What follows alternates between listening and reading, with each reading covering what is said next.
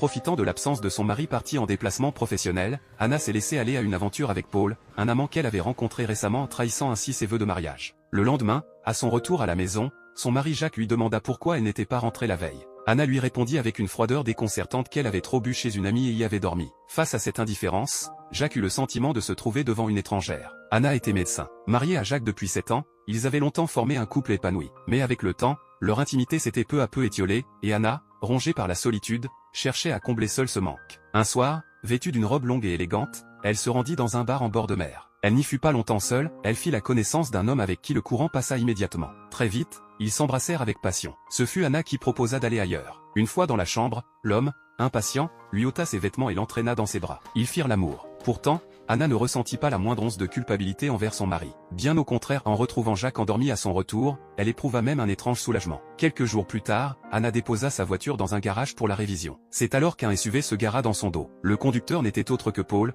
un camarade de fac qu'elle n'avait pas vu depuis des années. Il l'invita à monter pour rattraper le temps perdu et c'est ainsi que débuta la scène décrite en ouverture. Le lendemain, de retour à l'hôpital, Anna reçut en consultation une femme enceinte, au maintien distingué. En levant les yeux, elle reconnut son mari, c'était Paul. Le malaise fut immédiat et palpable pour les deux. En fin de journée, alors qu'Anna s'apprêtait à quitter son bureau, Paul fit irruption et tenta de la forcer. Anna le repoussa fermement, mais au moment où elle voulut sortir, il verrouilla la porte et s'avança vers elle avec des intentions manifestes. Elle le repoussa une nouvelle fois, lui intima de partir sur le champ, sous peine qu'elle prévienne sa femme. Acculé, Paul céda et quitta les lieux. Ce soir-là, alors qu'Anna prenait sa douche, Jacques s'approcha d'elle. Conscient de l'avoir négligée ces derniers temps, il lui proposa de se retrouver, de raviver la flamme. Anna accepta. Cette intimité retrouvée la submergea d'un bonheur qu'elle n'avait pas connu depuis longtemps. Mais dès le lendemain, une collègue l'avertit que Lacey, la femme de Paul, souhaitait lui parler. Dans son bureau, Lacey explosa, elle accusa Anna d'être une femme sans morale, capable de séduire le mari d'une autre tout en étant elle-même mariée. Alors qu'Anna tentait de s'esquiver, Lacey la retint et lui annonça qu'elle avait déjà tout rendu public sur Internet.